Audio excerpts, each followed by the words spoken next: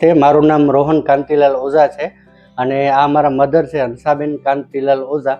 એમને પગમાં ઘણા સમયથી તકલીફ હતી, 6 મહિનાથી પગનો અંગૂઠો સુકાઈ રહ્યો હતો અને અમે લોકલી MRI ને બધું કરાવ્યું તો ખ્યાલ આવ્યો કે એમને 2 જગ્યાએ લોહીની નસ બ્લોકેજ હતી એમ.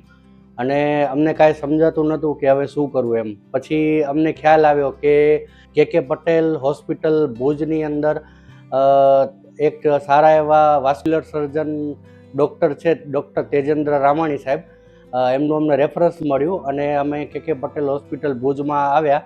અને પછી ડૉક્ટરે બધું ઇન્વેસ્ટિગેટ કર્યું અને ડાયગ્નોસ કરીને જણાવ્યું કે આની અંદર આપણે એન્જિયોગ્રાફી કરીને સ્ટેન્ડ બેસાડી શકીશું અને 90 to 95% ઓપરેશન સક્સેસફુલ જશે. પછી અમે સાહેબથી વાતચીત કરી અને ઓપરેશન માટે નક્કી કર્યું અને સાહેબે લગભગ 2-3 દિવસમાં જ ઓપરેશન એડમિટ કરીને ઓપરેશન કરી આપ્યું અને ત્યારબાદ 2 દિવસ પછી રજા પણ મળી ગઈ અને અત્યારે મારા મધરને એકદમ સ્વાસ્થ્ય સારું છે અને એકદમ 100% સક્સેસફુલ ગયું છે ઓપરેશન.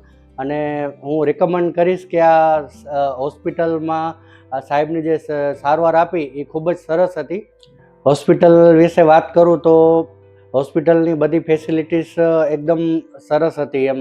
ક્લીનનેસ એકદમ સારી હતી અને જે નર્સ અને બીજા સ્ટાફ છે એમનો સ્વભાવ પણ એકદમ સારો હતો અને એકદમ ટેક કેર કર્યું મારા મધરનું અને એના માટે હું સારો રિવ્યૂ આપું છું અને સાહેબને પણ ધન્યવાદ આપીશ.